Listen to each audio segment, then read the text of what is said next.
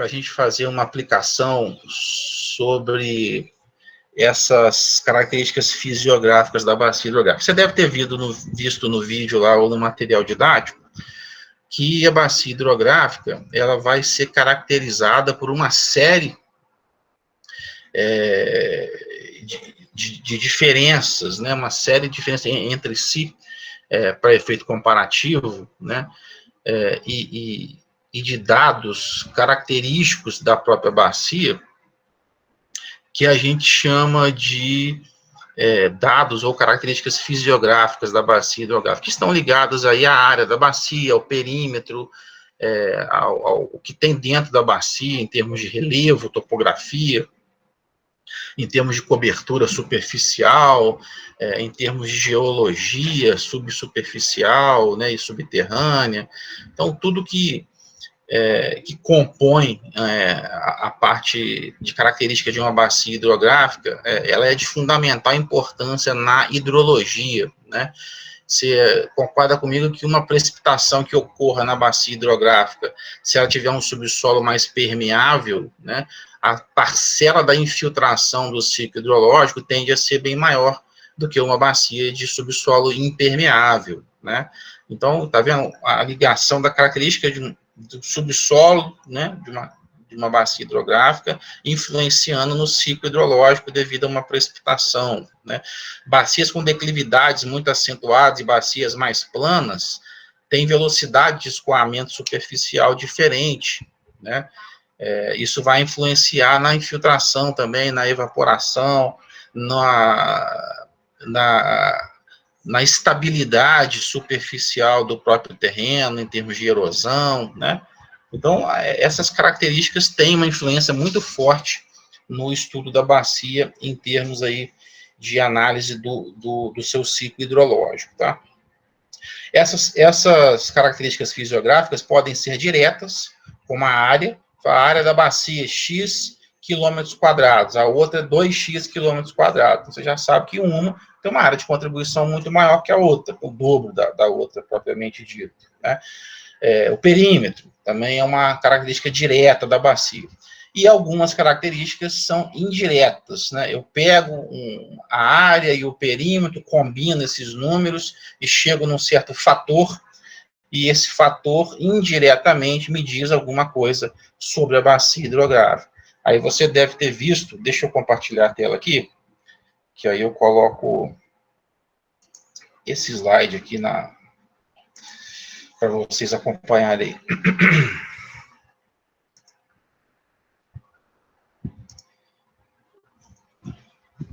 Me digam aí se está aparecendo para vocês aí, por favor.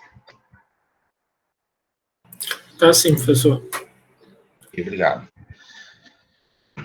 Então, eu estava falando da característica da bacia hidrográfica. Você tem características, uma bacia circular, por exemplo, lá no texto tem explicação desse gráfico de vazão da bacia, depois você dá uma olhadinha lá, a gente pode tirar alguma dúvida se for o caso. Bacias das mais variadas formas. Lembrando que você deve ter visto isso lá, não sei se vocês fizeram topografia 2 ainda ou já fizeram essa topografia geral? Depois que houve a mudança. Vocês já fizeram a geral, né? Só a geral. Isso. Isso mesmo. Então, eu não sei como é que está, depois que mudou o currículo, né, o que acontece lá. Mas na topografia 2, anteriormente, eu lembro que o professor fazia uma análise aí topográfica da delimitação de uma bacia hidrográfica. Chegaram a ver isso? Como que eu delimito uma bacia hidrográfica? Eu acho que sim, mas foi mais para o final como uma matéria extra, assim, pelo que eu me lembro. Entendi, mas não é complicado, não. Primeiro a gente tem que lembrar da definição de linha de cumeada, né? Que é a famosa linha divisora de águas. Você tem uma região acidentada e aonde você tem o topo, né, daquela serra, o topo daquela região, os pontos mais altos, olhando aqui para a minha mão, não sei se você consegue ver aí no vídeo, né? Há uma precipitação aqui na região e eu tenho essas duas vertentes, né? A água que precipitar do lado direito, né, na verdade, no meu lado direito, vai escoar por essa encosta. A água que precipitar do lado esquerdo vai escoar por essa encosta aqui. Então, essa linha aqui superior, que liga os pontos mais altos de uma região, a gente chama de linha de cumeada, são as linhas divisoras de água. E são essas linhas que delimitam a contribuição de uma bacia hidrográfica. Então, se você olhar aqui para o slide, você está vendo um sistema de drenagem natural aqui formado por um rio e os seus afluentes, né? E essa linha tracejada aqui é a linha que liga os pontos mais altos, topograficamente falando, da região. Então, se essa linha liga os pontos mais altos, quer dizer que tudo que está fora dessa linha está numa cota inferior, concorda? Então, se a água, ocorre uma chuva aqui em toda a região, né? Se a água precipita desse lado da linha, ele está num ponto mais baixo do que a própria linha, então ela vai continuar descendo para cá. Se ela precipita desse lado dessa linha, está num ponto mais baixo também, ela vai escoar para esse lado. Então, tudo que precipita dentro dessa linha tracejada, escoa para o sistema de drenagem aí mostrado, para esse curso d'água aí e seus afluentes mostrados aí na imagem, tá? Então, a primeira característica da bacia hidrográfica se dá pela divisão dessa bacia, pela separação dessa área de contribuição, e é justamente o que a gente chama de área da bacia hidrográfica, tá? E essa área vai ter as mais diversas formas, né? Que é formado naturalmente, né? Isso está inerente à superfície topográfica do próprio terreno. Você vai ter bacias que se aproximam mais de uma forma circular, vão gerar um gráfico de vazão próximo a esse aí, onde toda a vazão chega quase que simultaneamente no ponto de saída, onde eu estiver medindo a vazão. No caso aqui, esse gráfico está sendo medido nesse ponto aqui, na saída da bacia hidrográfica. Consegue ver o mouse aí, né? Está aqui nesse pontinho aqui. Então, essa água captada dentro da bacia hidrográfica é conduzida até o seu curso d'água e, consequentemente, vem até o ponto mais baixo da saída aqui, gerando um aumento de vazão devido a essa precipitação. Numa bacia já com uma forma mais alongada, as distâncias são muito diferentes desse ponto aqui, né? Então, eu tenho uma chuva que vai escoar e cair mais próximo desse ponto, vai chegar aqui primeiro e vai passar. Em compensação, a chuva que cair mais distante da bacia vai levar um tempo maior até ela percorrer todo esse comprimento da bacia e atingir ali o ponto de medição, né? Dessa forma, então, eu já tenho um gráfico de vazão mais abatido, não gerando aquele pico de vazão muito proeminente. São bacias que têm menos problemas de enchente, né? Regiões e cidades que se encontram em bacias hidrográficas com formato mais alongado, né? Tem menos problemas de cheias do que bacias em formato circular. E a ramificada é a mais geral, né? Na qual você tem aí trechos elípticos, trechos circulares, e vai variar trecho a trecho, podendo gerar alguns picos de vazão, como você vê no gráfico, dependendo aí de qual trecho que está chegando, qual água, né, de qual trecho que está chegando no ponto de medição naquele momento, tá? Então, a forma é uma característica indireta da bacia hidrográfica. A área e o perímetro são características diretas, tá? E para eu avaliar melhor essa forma, por quê? Porque eu posso olhar para uma bacia como essa da imagem e falar, não, ela está próxima de um formato circular. Você pode olhar, não, Sodotti, eu acho que ela está meio tombadinha aqui, está mais elíptica, né? Então, aqui a figura está muito clara, né? Então, acho que ninguém vai falar que isso aí é uma forma elíptica, mas eu estou querendo te dar um exemplo que pode ter um formato X de uma bacia que pode gerar interpretações diferentes mediante aí quem estiver fazendo essa análise, né? Dessa forma, então, foi definido o fator de forma da bacia hidrográfica, que é um número adimensional, que relaciona a largura média da bacia com o comprimento. Então, é a relação entre a largura média. O que é a largura média? É a área dividido pelo comprimento. Então, se eu jogar aqui A sobre L de novo, fica A sobre L ao quadrado, é o meu KF, ou fator de forma da bacia hidrográfica, que indica para a gente a tendência de cheia dessa bacia hidrográfica. Quanto menor for esse valor, menos sujeita a enchente é a minha bacia, tá? Por quê? Porque eu estou comparando a área da bacia com o seu comprimento ao quadrado.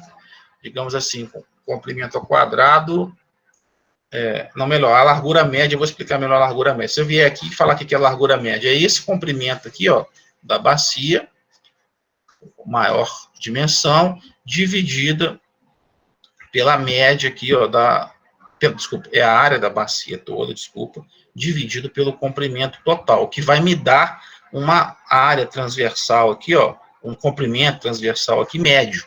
É como se eu transformasse essa bacia em um retângulo, de mesma área da bacia e o comprimento também igual ao da bacia. Essa largurazinha aqui, ó, que seria constante para eu chamar de largura média. É eu somar a largura em cada ponto aqui, ó, e depois dividir pelo número de parcelas que eu somei, tá? É a área dividido pelo comprimento. Então, ela fala para mim o seguinte, quanto mais larga for essa área, mais próximo do comprimento, eu tenho uma bacia mais próxima desse formato aqui, concorda? E quanto mais diferente, menor for essa largura média, mais alongada é a minha bacia. E a gente acabou de ver pelo gráfico que bacias alongadas têm uma tendência melhor de cheia por não gerar aquele pico de vazão como numa bacia circular, né? Então, o meu KF tem essa mesma característica. O outro índice é o coeficiente de compacidade, chamou aí de KC, que nada mais é do que a relação entre o perímetro da bacia e o perímetro de um círculo de mesma área da bacia. Então, agora, eu vou pegar aqui, ó, o perímetro dessa bacia, por exemplo, que é esse comprimento de toda essa linha tracejada, perímetro, né, e vou dividir pelo perímetro de um círculo de mesma área da bacia hidrográfica. Estou comparando, né, o perímetro dessa bacia com a outra bacia de mesma área, caso ela fosse circular. Quanto mais próximo de 1 for esse número, mais próximo de circular vai estar a minha bacia, concorda? Está dividindo dois números iguais para dar igual a 1, ou seja, eu estou comparando a minha bacia com uma bacia circular. Se esses valores forem muito próximos, o meu coeficiente de compacidade vai dar próximo de 1. Então, quanto mais próximo de 1, esse valor, mais circular é a minha bacia, consequentemente, maior tendência a sofrer com enchentes, por exemplo, tá? Então, esses fatores indiretos, os principais são esses. Aqui eu vou fazer um exemplo numérico, só para ficar um pouco mais claro, a aplicação é direta mesmo. Eu não sei se eu coloquei esse exercício na apostila, depois que puder conferir lá para mim, mas vai ficar registrado aqui também no vídeo, eu vou postar o vídeo, então, de qualquer forma, você vai ter isso aí. No vídeo também do professor Raimundo, ele faz exercício de aplicação similar a esse que eu vou fazer para você, tá?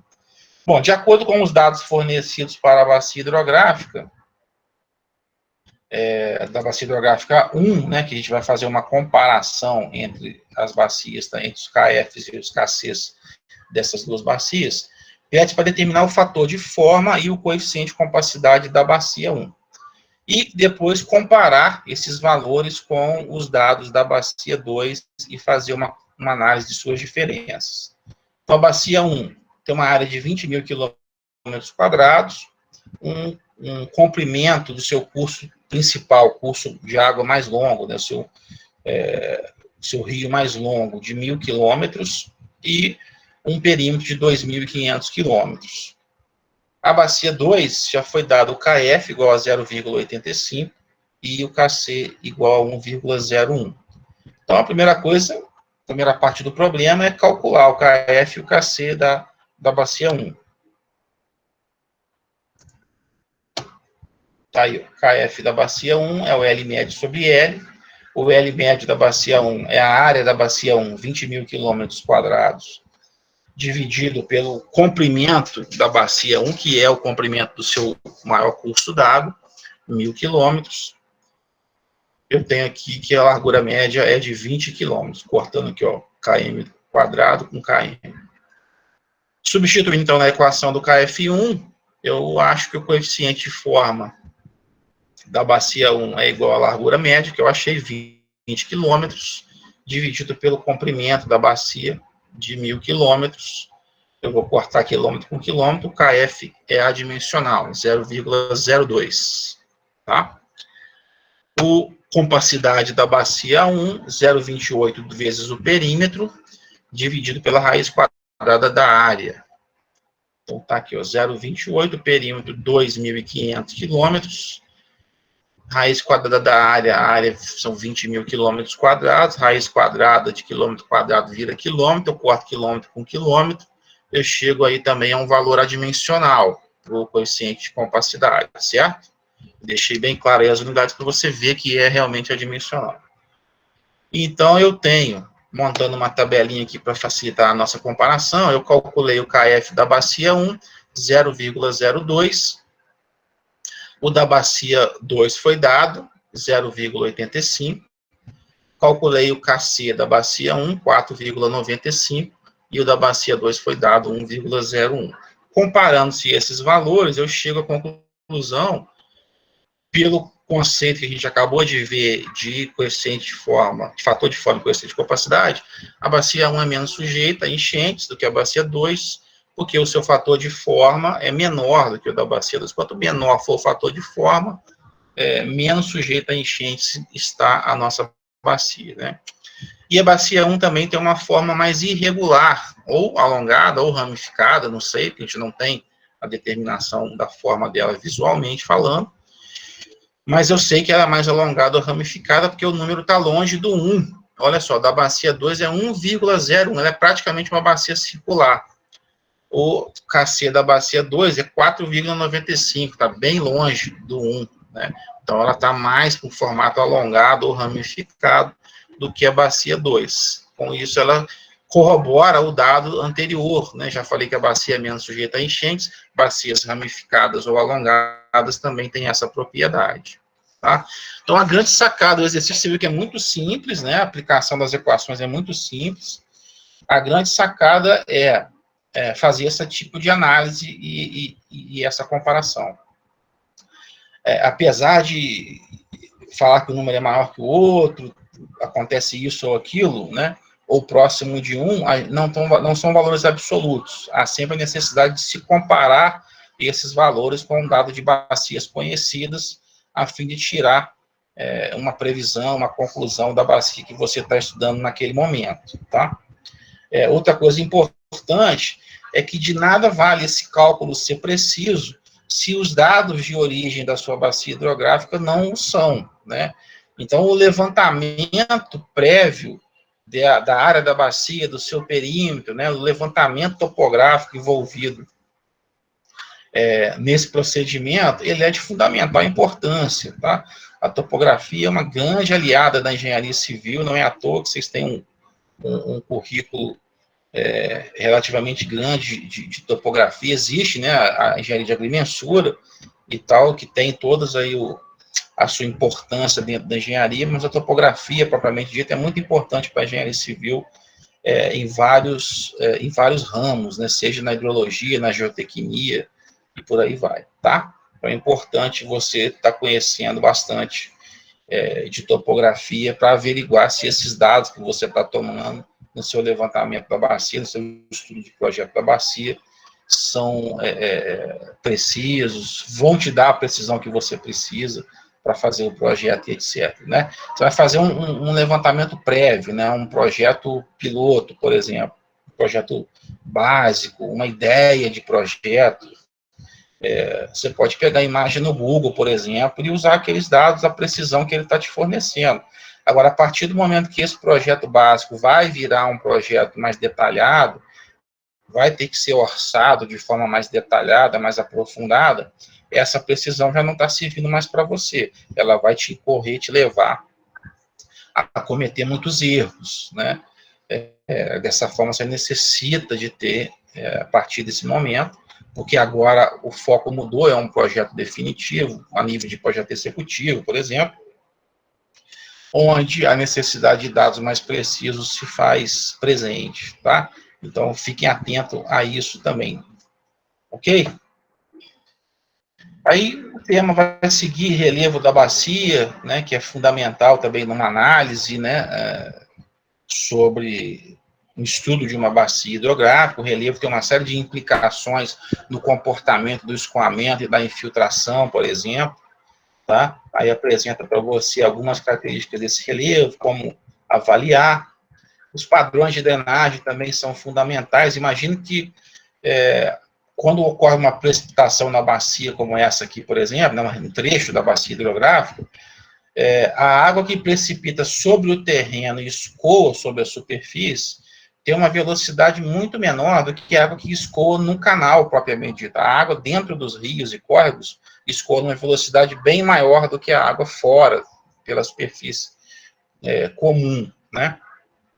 Então, quanto maior a quantidade de rios que você tem na superfície da bacia, né, maior vai ser essa velocidade de escoamento geral, né? Então, o padrão de drenagem define isso, ele define a quantidade, eu posso simplificar a definição dizendo que é a quantidade de cursos d'água presente por área de bacia, né, ou sobre a área da bacia hidrográfica. Então, você tem uma bacia de padrão de drenagem pobre, aqui à esquerda, e uma bacia de um alto padrão de drenagem aqui à direita, né, de drenagem mais densa, né.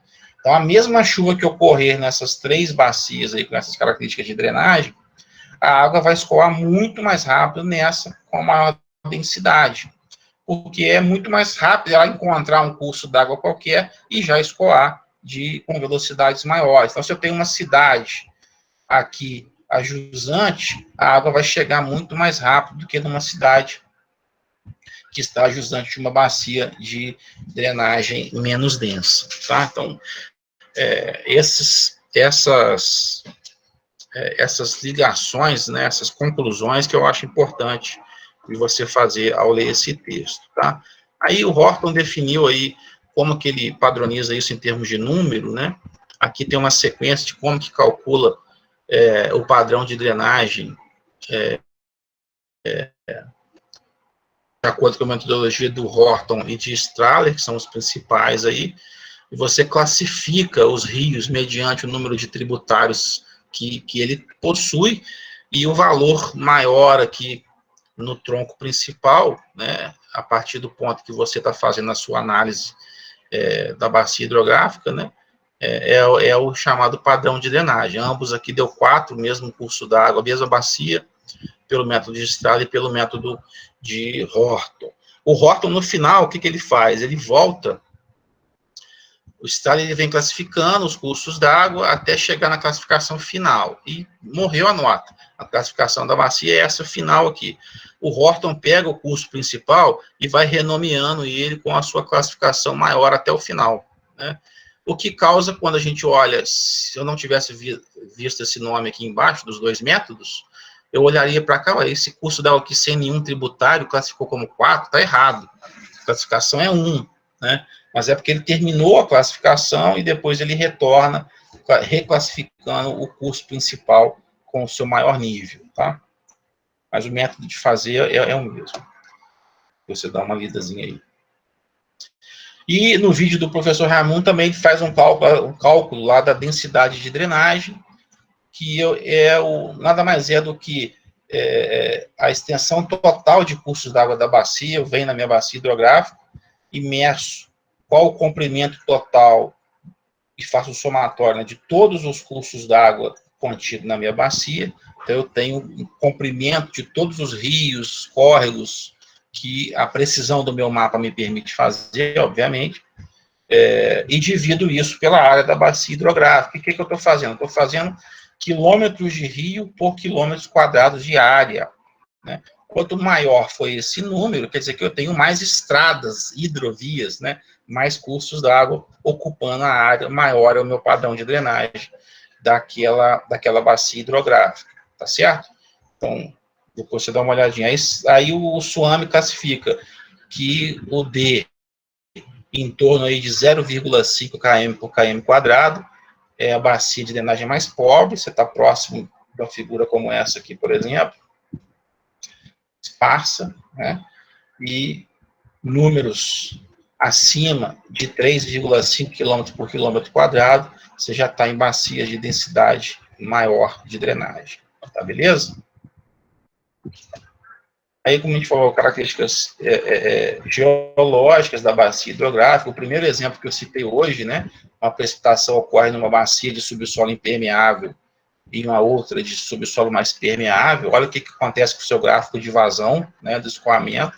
A bacia permeável, o escoamento superficial perde muito volume para a infiltração, a água é capaz de penetrar no subsolo e deixa de escoar mediante uma precipitação idêntica nas duas bacias, né? Aí eu te pergunto, qual bacia hidrográfica sofreria mais com enchentes? É, inclusive, a nossa pergunta desse capítulo, tá? Para você pesquisar aí, pensar e nos responder, tá? O transporte de sedimentos, depois você dá uma lida aí, olha que bacana aí, ó, barragem perdida, aqui foi um escorregamento grande, né? Isso aqui é montante, isso aqui era um reservatório, olha o que aconteceu, tem até um carro andando em cima do reservatório, aí a barragem está praticamente perdida em sua utilidade, né? Imagina fazer agora uma dragagem e remoção desse material. E aqui uma barragemzinha menor, que os sedimentos vão sendo depositados, aqui a velocidade de escoamento diminui por causa do barramento, e começa a sedimentar material ali no reservatório, e acabou o reservatório todo sedimentado, né? Isso aconteceu ali indo para a universidade, naquele trevo ali que vai para o Morro do Cristo e segue para o São Pedro, não sei se vocês conhecem. Tem uma barragemzinha ali do córrego que vai lá para o Vale do Ipê, e há alguns anos atrás esse córrego estava, tem uma barragemzinha ali, a barragem estava assim, ó, igualzinho essa foto aqui da direita. Hoje não, hoje a prefeitura já foi lá, já fez uma dragagem, uma remoção desse material, e sempre que chove, ela tem capacidade de absorver um grande volume de água ali, que vem de montante, né, daqueles condomínios ali e tal. É um problema sério para a barragem, essa deposição de sedimentos. Então, acho que a ocupação do solo é a última aqui, ó. Característica que eu acho fundamental. Eu não vou comentar não, porque inclusive a pergunta fala sobre isso, desse capítulo. Eu vou deixar para você fazer essa pesquisa. Eu acho interessante esse gráfico, quem for trabalhar aí com projetos de irrigação, por exemplo, ou controle de erosão, olha que interessante essa informação aqui, ó. A água bate na superfície e conforme a velocidade de escoamento e o tipo de solo também, ela consegue erodir, ou seja, carrear partículas de solo junto com o escoamento superficial, né? E o que tiver cobrindo esse solo é uma proteção, né? Qual que é o dispositivo mais utilizado em rodovias no mundo todo para proteção de taludes de cortes rodoviários, você sabe? É a grama. A vegetação mais densa, a vegetação de maior porte, protege muito bem devido à interceptação da chuva e redução da velocidade de escoamento, tá? Mas quando a gente faz um corte ali, 45 graus, por exemplo, não dá para plantar vegetação de grande porte, né? Então, a gente planta grama, uma vegetação superficial leve. Que o enraizamento, a interceptação diminui a velocidade de escoamento e o enraizamento sustenta, dá uma estabilidade superficial para o solo ali, né? Então, isso diminui. Mas olha aqui que interessante, ó, a floresta, a mata nativa, né? Ela tem uma capacidade aí de produzir, de proteger, na verdade, consequentemente, ela produz apenas 4 quilos por hectare por ano de solo erodido, isso é carreado e é depositado na parte mais baixa, num córrego, por exemplo, uma várzea. Se você for lá e desmatar e colocar pastagem, que é uma vegetação mais leve, esse número passa para 700 quilos por hectare por ano, então você já vai eliminando uma parte do solo, por isso que a pastagem, né, o pessoal que trabalha com agronomia sabe disso, né, a pastagem, ela degrada o solo em termos de fertilização, né, de fertilidade, melhor dizendo, porque ela permite que partículas superficiais do solo são removidas, né.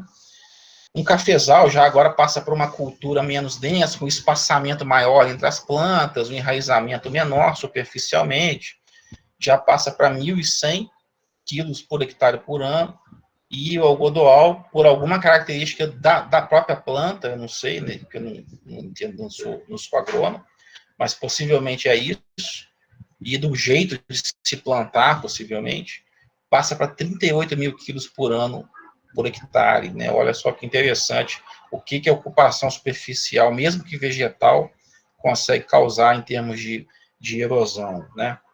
E se passar para a área urbana, então, gente, aí a coisa vai embora, né? Você imagina que tem uma imagem interessante aqui, ó, uma região originalmente tinha uma rodovia, um curso d'água, um riozinho, um córrego, e ela tinha partes descampadas, alguns núcleos aí de mata com vegetação mais densa, menos densa. Ocorria uma precipitação, uma parcela grande, aqui, ó, a setinha mais gordinha aqui, ó, infiltrava no terreno, e uma parcela menor aqui escoava superficialmente e ia lá para o curso d'água. Aí o dono da fazenda morreu, os filhos herdaram, resolveram lotear. Aí isso aí, com o passar dos anos, virou uma cidade. Aquele bairro, aquele curso d'água foi retificado e canalizado. Então, o que acontece quando você retifica um curso d'água? Você diminui o comprimento do escoamento, então a água do ponto aqui de cima até o ponto aqui embaixo chega muito mais rápido. Então, se tiver que dar enchente, ela vai se dar de forma mais rápida. Aquela mata e área de vegetação, de infiltração, foi reduzida aqui, ó, na área, porque foi substituída por construções, ruas, áreas pavimentadas, impermeabilizadas. A parcela da infiltração foi reduzida, agora ela é magrinha, e a parcela do escoamento superficial agora é muito superior, né?